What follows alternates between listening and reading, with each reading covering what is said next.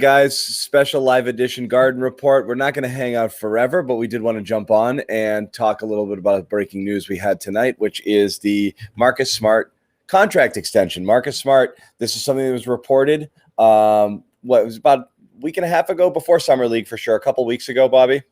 Yeah, right before Summer League, we were kicking this around, that 77 million number, and that's ultimately what it settled on here. They're going to be holding on to them to 2026.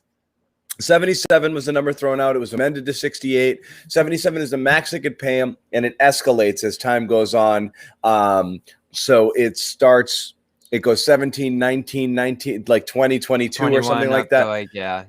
Yeah. So this is what it is. Now, it's interesting because, we talked about it a bit when it was first reported. What does it mean? It was curious when the report first came out, because at the same time you had reports that Marcus Smart was possibly going to be traded because he's a bit of a headache and they wanted to move on. There were signs last year that things weren't working. He's a very polarizing player. You've obviously got people on both sides of it. So there's going to be, already I was in the chats just while you were getting ready and jumping on here, and a bunch of people love it, and a bunch of people are like, why did we do this? So reaction is going to be all over the map here. What's interesting to me is, again, what it means for the plans going forward. For a while, when the offseason began, it seemed like the Celtics were saving up all of their space and didn't want to do anything. And then news of the Smart thing comes out, and it's like, oh, I guess that's not the case. Now everyone's wondering, what does this mean? So, we've been kicking this around and nobody really knows. What it does mean for a fact is, look, Beal was really hard. Even with all of their cost-saving moves, you would have had to find a way to renounce Al, dump everybody from your roster, get rid of Al, renounce Rob, not re-sign Smart, not re-sign Fournier, and basically have Tatum, Brown, Nesmith, Pritchard, and Beal, and then about $10 million to field the rest of your team. That's roughly what would have had to happen to get Beal. So it was going to be hard in free agency anyway, but now you don't have the space. You don't really have any space now. You've just got Marcus Smart. So this is your team going forward, or you're trading, and I don't know what this means. So what are your initial thoughts here? Well, first off, I like the move. The price isn't too crazy here. I know it's a paid bump.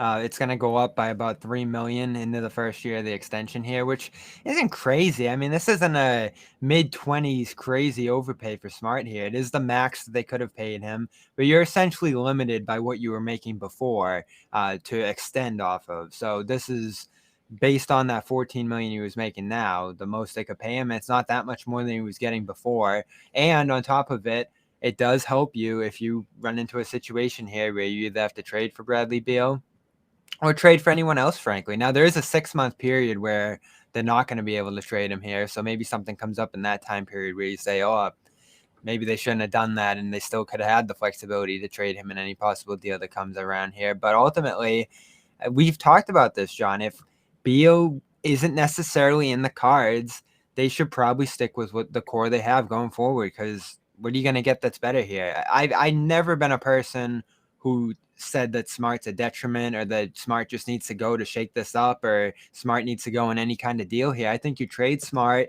if it makes sense and it packages up to a star.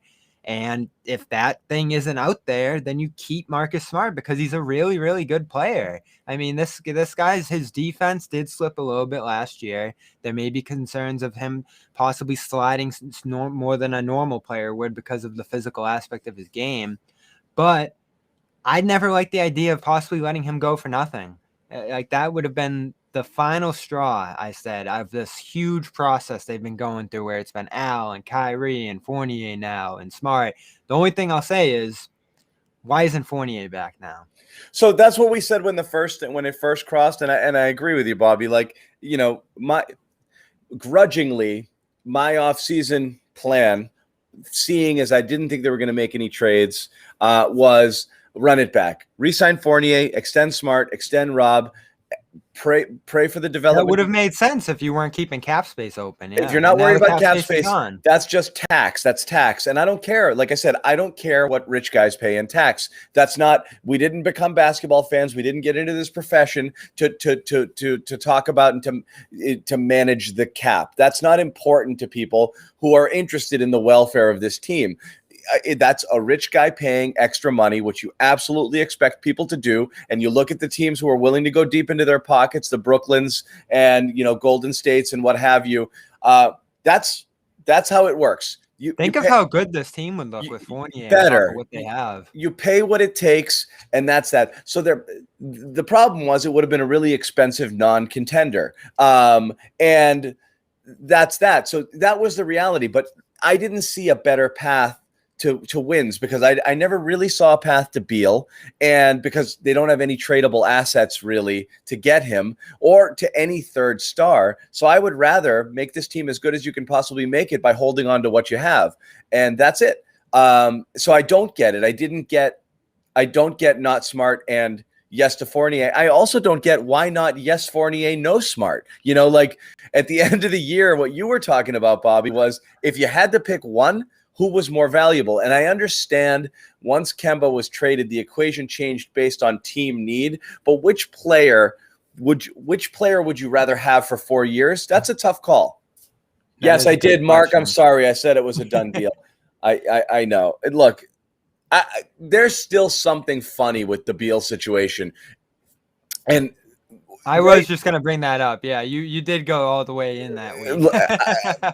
We got to have takes, right? But look, there are a lot of indications on the Beal front. No, we said we'd have a pretty good idea pretty soon of how certain and they it are. looked like it because they were clearing. Yeah, they were clearing the thing. My only thought on Smart is this, and I said it again. I was talking to some guys in the chat beforehand. And we talked about this on our thread. Was this a hedge? Okay. Now, I think so. So you didn't want to go all in with Fournier and Smart, but you didn't want to be in a situation where you get nothing next year. You can't get a max guy, or you can't work out a trade for anything, or things don't work out for you, and you're left with nothing. And that was that. I still think there's a world in which the Beal thing is something that they want to do. And if Smart is a path, the question becomes whether Smart can be part of a package to Washington. And we'll talk about that in a little bit because we differ on this one. Okay. It's the path to Beal involved trade, not free agency. It had to happen that way. So it's still open, but they would have to. The problem now is they have to want what you have. And I don't know if Smart is that thing. So it doesn't kill you on Beal at all, but I do think it's a bit of a hedge on the Celtics, which is to say, I got to have something, in the bag, because I can't roll Smart into anything if he's in a contract year, because there's no certainty to wherever he goes that he's going to stay. So maybe they think that this is a movable deal, and that's something that we'd rather hold on to the asset. And worst case scenario, I keep Marcus Smart. I think it's a hedge. I don't think Beal is completely out the window. But Washington would have to want this. So you're in a gun to their head scenario where the only way this works is if Beal goes to Washington, is like, does the Anthony Davis, like, I want to go there, so make it happen. And I'm not going to re-sign with any other team. So there's really no reason to send me anywhere. So recoup what you can. And then they have to take whatever they take. Yeah, there's three ways you could look at it. You could look at it as a hedge. You could look at it as them acknowledging how difficult it would have been to do the Beal and free agency path, where you would have had 3 stars and essentially nothing left. Nothing left, right? Yeah. We eventually all came to the realization that was going to be a hard team to win a championship with, despite the top end talent there. Because that Heat team was bad with like Mike Bibby and Joel Anthony to start that year. This would have been even worse than that, I would imagine. Now, you do have some young guys here who have shown some signs. Maybe Neesmith and Pritchard would have factored in with that team, but I don't know. Like, it really was looking like a thin, bench-deprived group if you went in that direction. You think the Celtics watch Summer League and they're like, forget about it. Like, Neesmith, Beal, run it, and Neesmith, Pritchard, run it back. Who needs Beal? Well, this is what's interesting here. I have a hard time seeing why it went from we need all this flexibility. We can't do 2 years for a Jeff Green. We can't do 2 years to a Patty Mills, that kind of guy. And that did work out with Schroeder, but they were fixated on the 1-year deals and all that cap space. And they said it right to us. This isn't something we assumed. They said this in press conference after press conference. We need the flexibility. And they didn't say 1-year deals, but that's what they did. And then they just wiped out that space, which, like, something had to change along the line here, right? Because they were doing this one way and now they're heading in a different direction. Is it because of possible concerns about placating Smart here? Like, I think that could be a factor here, that you had this leak, you had this premonition that maybe Smart would be going out the door for someone like Lonzo Ball here in free agency. That kind of fell apart. And now, to fix this situation a little bit and absolve some like uncertainty going forward here with what you're going to do, this might have been the best way to do all those different things. And yes, hedge a bunch of different situations. Because I, more than you, think that Smart lame duck year, especially after that report, could have been a really tenuous year. Now that you throw Schroeder into this locker room, like, there's a lot going on here that really could have been just a boiling pot. Well, I want to address that. I'll also say that Jimmy Toscano's a coward. He's in our comments, but he's not on the stream. If we're pulling out the Garden Report attendance list, he's been a little spotty in recent weeks. I think he's got, he has actual Wi-Fi situations, which is, I don't know whether it's been put into his new apartment. That might be that might be Jimmy's issue. So he can jump on here and troll us from his phone, but he can't jump on fully and do a Garden Report. We'll hear his gut reaction to this. Yeah. So can we just talk about Marcus Smart, the player, for 1 minute? Wait 1 second. First, I want to address the other thing, because we talked about this. Well, this kind of goes hand in hand with it, but go ahead. Whether or not, look at Jimmy. God, Jimmy. Whether or not Marcus would be an issue, I don't think so. I never entered my thinking that would be the case, because a guy in a contract year, that happens all the time. Many players actually want that. They want to test the market. They're happy to do it because a player like Marcus, again, it only takes one team. My fear with Marcus is not that he's not worth this on an open market. It's whether or not a team that you need to trade with wants this and whether it fits their plan. But if Marcus were a free agent, you think that those dollars are available? Of course. I mean, he was making 14 before. He's the same player or better or somewhere in the same ballpark. He's probably more complete now, even if he had a down defensive year. Because he came in lower last time then. Yeah, so I mean, what he's making now, 18 or 19, is 14, from when it's the same money that he was making before, factoring in, what contracts are now. It's not like, that's not a ridiculous amount of money. That's market value. He would get it. So it's pretty much proportionally the Randall extension that New York did. Yeah, it's not that he's not worth it. It's that, is that the best use of your money, this is, so we can talk about Marcus particularly. The problem is, I don't know where you take that money and what you apply it to. So you keep letting people walk. You don't re-sign people. You don't hold on to your own talent. You might just end up with worse, because you got to go spend that money somewhere. So without knowing where that's going to go, without having a plan B ready to go, I get this move, especially if you think it's tradable, and maybe it is. I'm dubious on that front because I just don't know that other teams value him the same way the Celtics do. That's always been my issue. He's a great guy to have if you can have him for free, meaning I'm just going to spend money on him because it fits my budget. I don't know if he's a guy you trade for. So I don't know. So in a sign and trade scenario, I hate those middle class contracts. The 20 million is real money. It's what he's worth, but it's real money, and it's not a star. Yeah, but I think oftentimes when you get to where this team has, and I was kicking this around with some friends earlier, it's almost the Hayward situation we talked about. Like, you don't get the 30 million back when you lose Hayward here. You probably get a chunk of the 17 million back if you lost Smart, but nothing toward where you'd be replacing Smart with something better, unless you went that, burn the whole house down and put it all on one max free agent route, which wasn't going to be certain, especially if you didn't build the momentum this year towards signing a free agent like Beal. And luckily, the situation has gotten better over the last couple of weeks where that seems more likely they're going to be able to do that. But at the end of the day, all this stuff we're kicking around, Smart's a really good player, and that's just like the gist of it for me. You have a really good player. He wants to be here. Other guys didn't. You're paying him modestly more than he was getting before. And you've said this too, like he's a little more valuable here in Boston than he is in other places. So that's probably the premium you're paying within just to get it done early. That could get shaky if he doesn't get better, because my rule with extensions and a lot of people's rule is that you do want to see a guy get better if you're going to start to pay him more. I don't know if that's in the cards for him necessarily. Like he did have the best year of his career statistically last year. I didn't get a good sense that he got better as a player. I just think he was in a more expanded role. His usage went up. I mean, and that'll happen again this year. He is. So, I mean, there's another report. And this one is strange to me. And again, I don't know why, Shams and Woj were among the ones, who kind of back-to-back tweeted this. But one of Shams' tweets or one of his reports is Marcus Smart slated to become the starting point guards for the Celtics this season. I don't know where this is from. So I don't know if this is a promises made to Marcus. I don't know if it's a yes, we got Dennis in here. Well, there's a corresponding report that the Celtics made no promises to Schroeder. So those kind of fit hand in hand. So, right. And so you wonder if, was there finessing on as part of this with Marcus? Like, you're our guy. Don't worry about this, blah, blah, blah. I have no idea, but it definitely seems that that's being put out there by somebody, that this Marcus is here to be the starter sort of guy.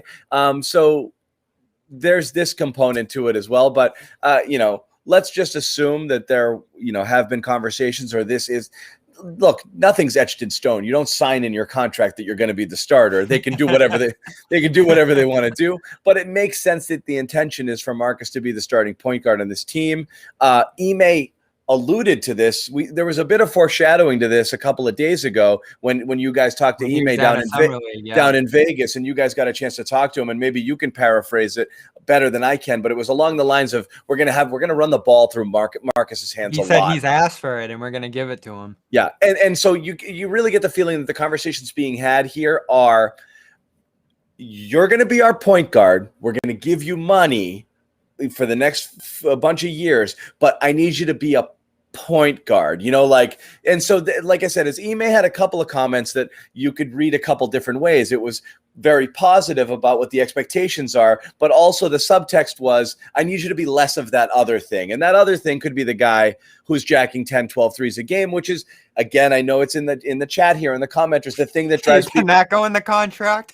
Yeah, can you put that in the contract? If you shoot 10 threes, you lose, we drop a year, He did have a body fat clause in his last contract. Yeah. So maybe 3-point attempts per game clause. But that's the things. So you do get the feeling that this is part of the conversation. He did just retweet the Mannix report, by the way, which is funny. Who did? Marcus?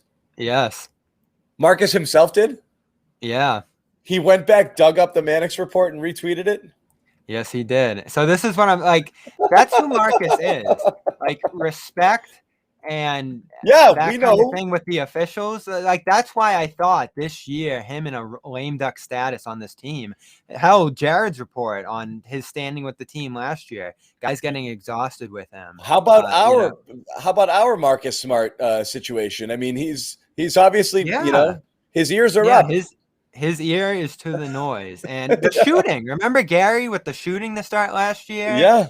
I forget what his exact response was to that. But it was along the lines of that's what I do. I'm a confident player. I'm a I'm a shooter. I'm going to keep shooting. He got very defensive when he was asked that. But good for Marcus. I love that he's out there trolling. I love that he's telling us to, shut the, what up. That's a devastating miss for Mannix. I don't know. There's probably ones bigger than that, but man, to go all in on there's ones bigger for sure. Yeah. But that to me was, I don't know if it was speculative or I don't know if it was whatever it was. But definitely that one's kind of lingering out there. They hate this guy and his time is running out. So here's the thing about that. That could still turn out to be the case at the end of the day here. If they do end up just funneling this toward a trade down the line and having it be just a book maneuvering thing, that still makes Smart happy, because I'm sure he gets this deal, he goes off to Washington or wherever, has a bigger role in that next franchise. He's still going to be relatively okay with that because he got the money and the respect here that he deserved, frankly. So I do think on all fronts. Plus, I saw a trade kicker with this. I haven't confirmed that yet, but that could obviously go into the trade thing too. If he gets traded, it's a little bit more money going toward Washington than it is on the books in the contract. Yeah. And it just makes him a little bit more money if he gets traded, like in real money. So, like this, to a lot of people, I think signal that the Celtics are committing to Smart through 2026 as one of their core pieces. That's not necessarily the case here. Like, it is really just the perfect hedge move. He's happy. The Celtics are happy with him as their point guard for now. And if they need to trade him, his money all of a sudden goes a lot further in doing that. Yeah. Yeah. So, that is what it is. I guess, ultimately what it comes down to for me is you still want as much flexibility as you can possibly have. And you want to believe that you could, if you needed to, move this contract. Now, this is where you and I differ. I don't understand. People will say this is a value. You can trade this contract. And a lot of people assume, actually, this is one of the great things about this contract, that it is now tradable. And I'm, like I said, I'm a little worried that that's not the case, because you don't see very often a case of teams that have decided, we're going to begin our process now. And we're going to strip down everything that we have. And we're going to just do kids and young players. And we're going to trade our stars. And we're going to load up on assets. And we're going to hope that we hit the lottery. You don't see a lot of those teams swinging deals for guys making $20+ million a year over 4 years. And that's what concerns me a little, is everyone's like, oh, yeah, Washington will just take Smart back for Beal, or another team trading his free agent who they're not going to re-sign. And I don't know that that's the case, because it just doesn't, that we don't really see examples of that in these types of trades. You don't really get that. It's always young ascending players, expiring contracts to make money match if need be, and picks. And that's what happens. And Smart doesn't fit the profile of any of those things. So I get the idea that he could be a culture changer, but that more makes sense on a winning team. Or if he were a guy making MLE money, or, as a free agent flyer, yes, bring him in to absolutely change the culture around your kids that might need a kick in the butt. But 4 years, $20 million commitment is a little bit is a little steep, I think, for a team that's trying to strip it down and rebuild. Yeah, it does depend on the situation there, because the comparison I've thrown out is the Pelicans, who lost Ball. Stunningly to me, took Satoransky and Temple back. But Satoransky's 1 year, one more year for $10 million, right? That's all he's got. Yeah, so the money comes off the books in that circumstance. And that's the thing, is it's a different story. Marcus's extension begins after not this year, right? It begins next year. Yep. So it's 5 more years total. If you trade for him in the middle of the year, it's that plus 4, and that's significant. So I don't know that Washington would want that. Well, unless they turn around and flip him again. Sorry, yeah. Yeah, I mean, he is a valuable player in some sense, especially if he goes to a Washington and is the man for a year. Like, I could legitimately see Smart having a huge season as a number 1, number 2 option on a team. Remember, this guy, what he was at Oklahoma State coming into here, it was a massive talent on both ends of the floor. A scorer. Yeah. Yeah. So, like, you could see him going somewhere else than having like a 20, 25, maybe point per game season. Maybe not the most efficient year, but if you're coming down to when you're Washington and you're saying, all right, Beal's gone, he's choosing Boston, and we either get nothing, which actually is what Brooklyn chose in the Dinwiddie trade here, although they were in a hard cap situation. Right. Or you get Smart. You probably just take Smart if you're Washington, because it's better than nothing. And the money works out there. Maybe they take another young player or two. But in these sign and trade scenarios, I just read about one the other day. Not that Pelicans one, but one that was a year or so before that. Like, teams will ask for things, and the team that's receiving the player in the sign and trade will just kind of say no because the player's coming. It's done. And even in a situation where the Bulls didn't have cap space and had no leverage there, like they won the negotiation and basically traded 2 guys off their bench for Alonzo Ball. So I think the way the league is set up right now, just in terms of the player power, like any team that's receiving a player who wants to come to a team can basically send whatever they want back. And in this case, like it'd just be smart to make the money work. So I don't really think there's like a pull and tug negotiation between the Wizards and the Celtics at the end of the day there if Beal wants to come to Boston. Now the question is, does he want to come to Boston? I still don't think we have a firm answer on that, but that's why this is kind of a leverage play. And if you are stuck with Smart for years after that, like I don't really think it's like a stuck with thing. He's a really good player. And I think he's going to have a very good year here at the starting point guard role. You're not stuck with him at all. That's a good point. It is. This isn't going to be There's one of those. There's a lot of people who like. I no, get a that's feeling silly. That I'm having Avery Bradley vibes. Okay, when Bradley signed his extension, and that was $8 million a year, I was working at NBC at the time, and this is there was a freak out. This is a Celtics homer place, and the place lost its mind. Avery Bradley, $8 million for over 4 years.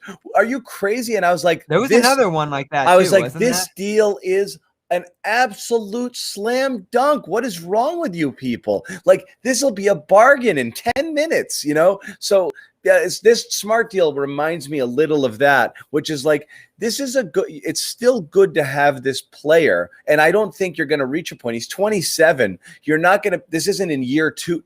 It's not a Kemba deal or whatever, where it's like, well, you know, years 3 and 4 aren't going to be good, but you'll get 2 really good years before the decline. He's still in his prime, at 27 years old. You're not worried about steep decline here, okay? If you have this level of Marcus Smart for 4 years, you're fine. It's fine to do that. It's just, does it get you any closer to being a contender, or did you have to take a different path to get there, and one that did not involve Marcus Smart? That's the only question.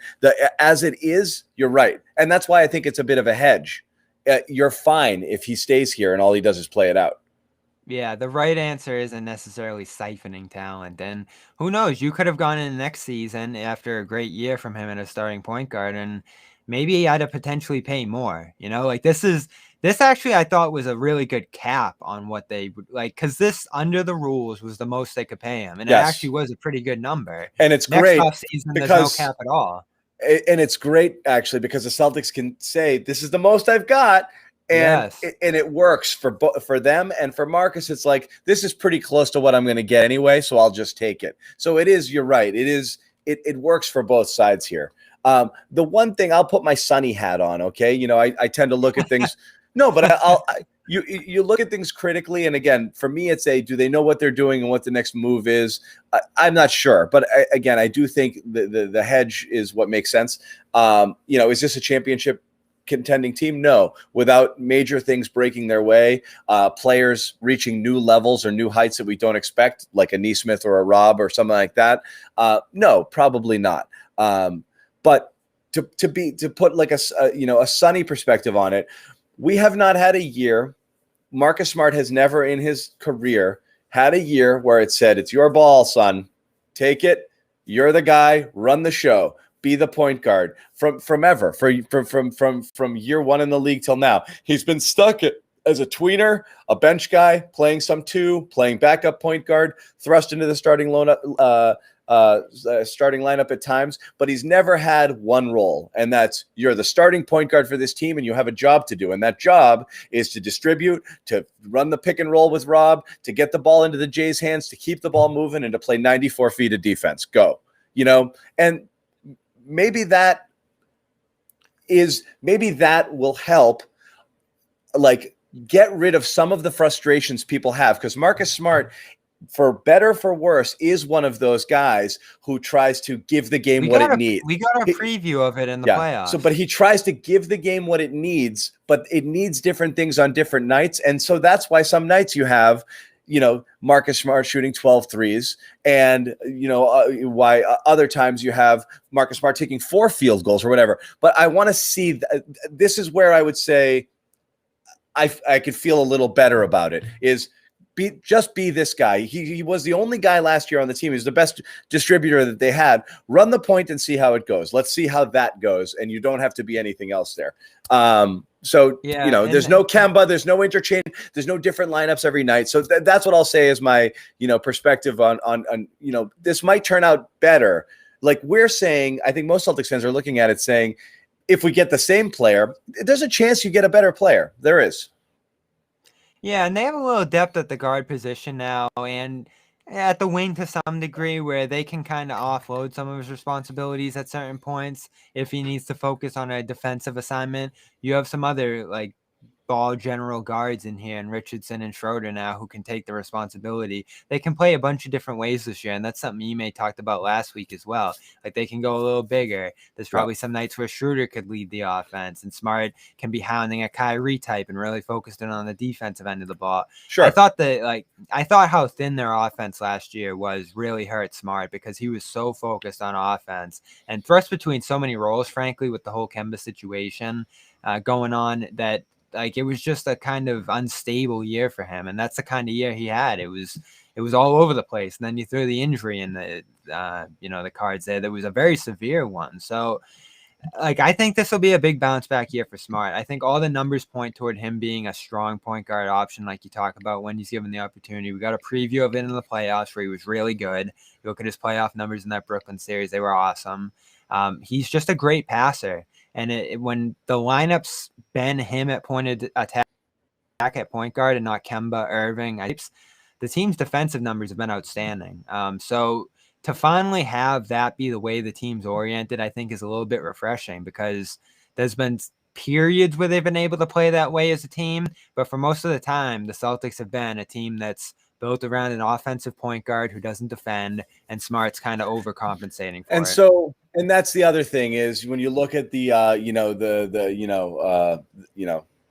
the whole being, greater than the sum of the parts. One of the things is, again, you look at Kemba Walker, all-star, 20 points per game, and that's what you're losing there. But again, from as long as we go back from Isaiah Thomas to Kyrie Irving to Kemba Walker, the Celtics have been saddled with an undersized defensive liability at point guard to varying degrees.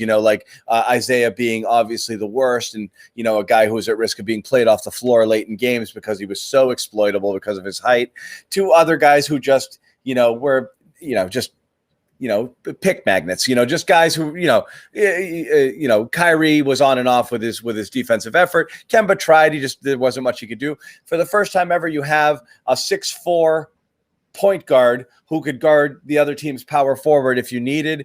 You have a ton of switchability there on defense, and it might just make the overall unit stronger, at the start of these games. Because again, I'm guessing, we're trying to guess here, but it's either going to be, Smart, the Jays, and the two bigs with Rob and Al, or Smart, Richardson, the two Jays, and Rob. That's a pretty stout defensive starting lineup. No matter what you throw out there. Yeah. That's pretty good. You could defend the perimeter a lot better. You have Rob back there, picking balls out of the air. It's better. It's better. You're not the guy I don't know how Richardson's going to work. Like, that's an interesting choice to throw alongside Smart. That was sort of, all right, this is the best possible. Like I said, I like Nesmith in there personally, but Nesmith affects the defense because he's a little bit lost. I think Nesmith, if he could slow it down and play passable defense, makes that lineup theoretically better because of the spacing and the shooting.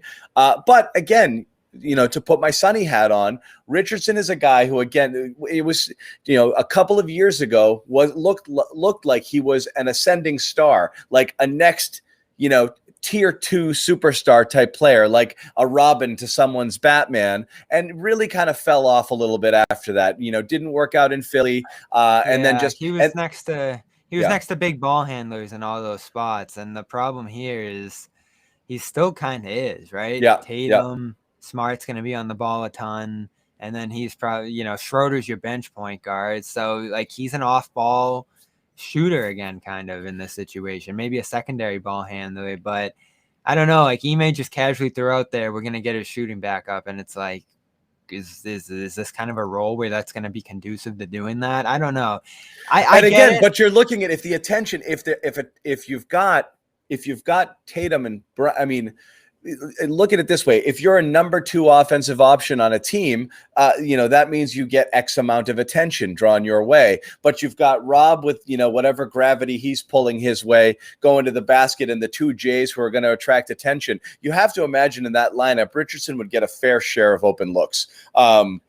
Theoretically, he just played next to Luka and Embiid and wasn't able to get the benefit of that. So I don't know. We'll see how it comes around. He's really just going to have to hammer down that catch and shoot game of his. And it hasn't been great the last few years. That is really what's held him down as an offensive player. Now, defensively, he's going to fit right in. This team as a whole is really going to have to offset a lot of its offense. I mean, Richardson is pretty average, pretty league average in most things offensively. So yes, he's not ideal. You're hoping you find the spacing something. on this team could be a challenge. You're right. Neesmith needs to break into this rotation here pretty solidly, just for the purpose of, all right, this is your knockdown shooter. Maybe Sam Hauser, as we talked about, fits into some of these lineups as just an automatic shooter, because they really are going to need some shooting here with Smart, Richardson. Schroeder is really not a good 3-point shooter at all. Horford, like, good for a center, but not a great 3-point shooter. Like, not enough.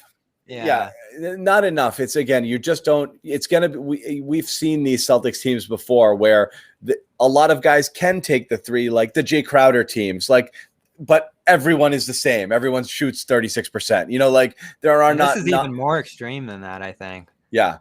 But, we've seen those teams where, like, they get a lot of open looks. They're just not great at knocking them down.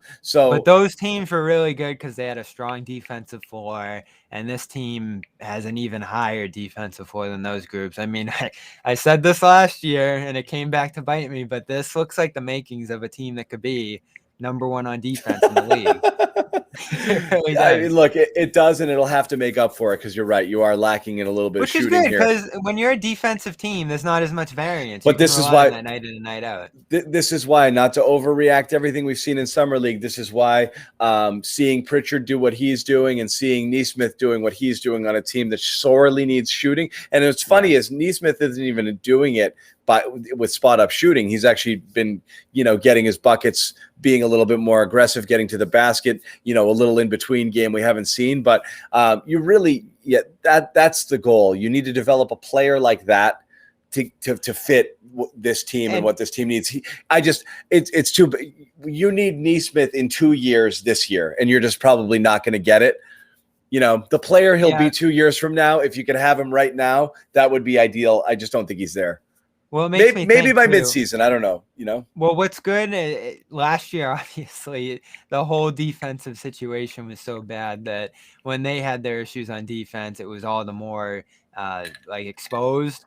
On this group, if they're connected and they have great help and things like that, maybe you can get away with playing some extra Pritchard and Neesmith minutes, even if they're not locked in fully defensively, because you have great help side and Rob, and Horford's able to help them out a little bit when he's out there, and you have all these great defensive guards that can rotate and do things around them. Maybe you can play Pritchard a lot as an off-ball shooter who's just nailing shots with these guys. That could be a benefit of having a greater array of defensive talents around here too. But this team just has options, and I know that can kind of be a blessing and a curse because somebody's going to miss out here in terms of playing time out of all of these different array of guys. But when you're playing different kinds of teams night in and night out, it's going to give them a lot of flexibility and kind of be one of those old Celtics teams where they just have a bunch of different starting lineups. They're able to play the matchups games, and Ime can kind of coach his head off year one. It's an exciting team suddenly. It really is. There's more possibilities, and they can play. They can play a true small ball lineup. If they need to, and they have more lineup flexibility with what they can do. And again, there are more basketball players on this. You'd think, that will help. Again, you're just the guys who were playing minutes last year just didn't deserve to be playing minutes. When you're giving those minutes now, and again, you've lost Fournier, you've lost Kemba, so obviously Schroeder and Richardson replaced those guys. But again, you're talking about Horford, you're talking about Nesmith year 2, you're talking about Pritchard year 2 looking a little bit better. So you're hoping all in all, it's not going to be as the one gross thing we as it did, was. Yeah. The one thing we did touch on is Fournier. Like, would it have pushed this team any further in the right direction in terms of contention to keep him around, or would it have just made sense to keep him in the fold here, given what you had? He's a really good player, and I think they should, like I said, I think they should have, and then just roll the dice with whatever happens. I guess the one thing you could say is that probably pushes you over the hard cap if you do a sign and trade for Beal down the line, I guess. So that's why you wouldn't do that. But I did see our guy Bernardoni there say he wasn't a great fit next to the Jays.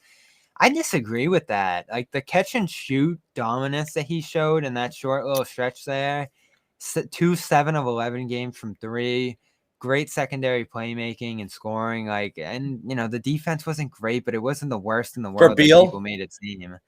No, this is for Fournier. Like I said, I liked Fournier. He was what he was. Again, we had this conversation right after the trade deadline. What are they going to do with Fournier? We literally have had the conversation we're having now. We had the day they acquired Fournier, which was, this is going to be difficult for them. They're going to have crazy choices to make, because if they re-sign Fournier and extend Smart, they will have the most expensive non-contending team, in the NBA. And that we knew that was obvious then. And so what did they do? And you were saying they might have to pick one or the other. They did. They didn't want to do both. They didn't want to be saddled with both contracts. So they hedged. They re-signed Marcus. They let Fournier walk. That was it. It's interesting because you wonder if Fournier didn't have that market, Bobby. You wonder if Fournier was here and he signed 3 and 39 or 3 and 42 here instead, if Marcus would be gone. Because Fournier makes a little bit more than Smart because he can shoot. Like, that's your salary in this league kind of is proportional to your shooting ability, and Fournier is a much better shooter than Smart, so it does actually make sense that he got a little bit more than Smart. Probably should have got way more than Smart if we're just basing off guys' shooting abilities. Sure. So, you actually did ask a very tough question to start the show there. You have 3 point guards now, 3 starting point guards, really, and you're missing a wing. So would it have made more sense to kind of have a Schroeder and a Richardson there and have Fournier on the wing? I don't know. In terms of a team building standpoint, that might have worked out better than this did. But there really does seem to be kind of like a heartstring attachment to Smart here that they've had a tough time shaking. And that certainly went into this too, despite the Mannix report. And it's funny because, even you were ready to move on at the deadline. We'd convinced ourselves, we're like, it's probably time that the Marcus Smart era is over. And now we've got 4 more years, which is interesting. Feels like it's never going to end. It's never going to end. What I always say is, doing what I do, and just sports and media and all of this stuff. And for all of these years, the number one thing I like are stories. Having Marcus Smart around is good, because he's so polarizing, because he's so interesting, because people have such strong opinions about him.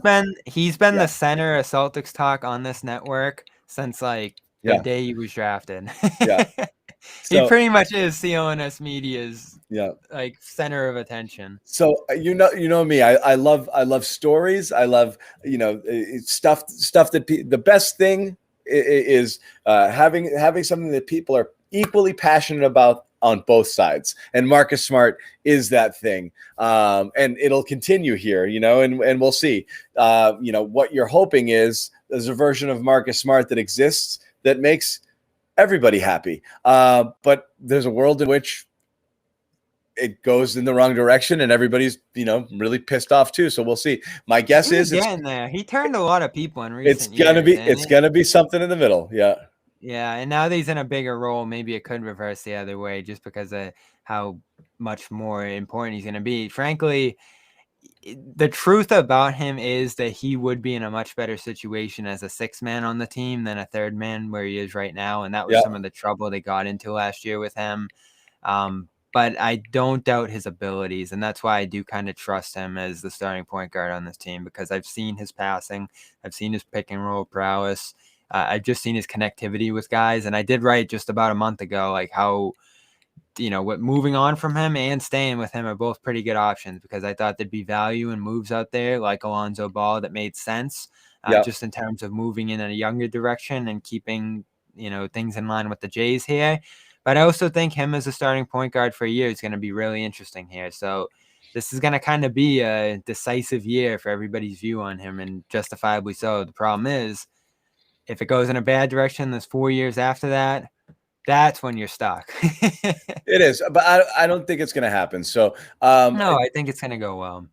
Just to recap, Marcus signed the max available contract, $77 million over 4 years. It begins after this season, so he's here for 5 years, I believe. Yep. And that is that. Again, we still have comments pouring in. This was a last-second emergency garden report. I'm so happy this many of you guys We have a joined. championship game tomorrow. Championship game tomorrow, so we're back for post-game show. We're going to wrap this up now, but we can talk more, Marcus, tomorrow. We'll see any new details or any other stories or other perspectives we haven't considered yet. The news broke a couple of hours ago, so we're just reacting initially here to what's going on. We'll have the whole gang back. Bobby's back from Vegas, but Sherrod is still out there, so he'll be checking in after the championship game. Jimmy, I believe Joe Sway is back. So join us. The game's 9:00, so we'll be on around 11. So make sure you come hang out with us. In the meantime, follow us on Twitter, Celtics CLNS. You'll get notified when we go live tonight. Like I said, snap decision. We threw it out there. So we're glad that you guys came in and joined us. Subscribe to our YouTube channels, whether you're watching on our main channel or the Celtics channel. Make sure you subscribe to both of them. Honestly, there's different content on both channels. Tons of stuff for the Celtics if you're interested, plus all of our CLNS podcasts, which almost too many to name. But one of them, Dome Theory. You got anything coming up there, Bobby? Yeah, we'll do a summer league recap. Guess to be determined, but that'll probably be tomorrow or Wednesday. Okay, awesome. So again, guys, thank you. We will see you guys. Bobby, last thoughts, or you're good? No, we did 45 solid minutes on Smart here. I got it all out. Yeah, we did. Yeah. Again, yeah. Thank you, guys. Thank you. Again, Jimmy, Joe Sway, Sherrod, they'll all have opinions, so we'll have more to talk about. And again, they'll bring some different perspective to the conversation. But for Bobby Manning, John Zannis, thanks for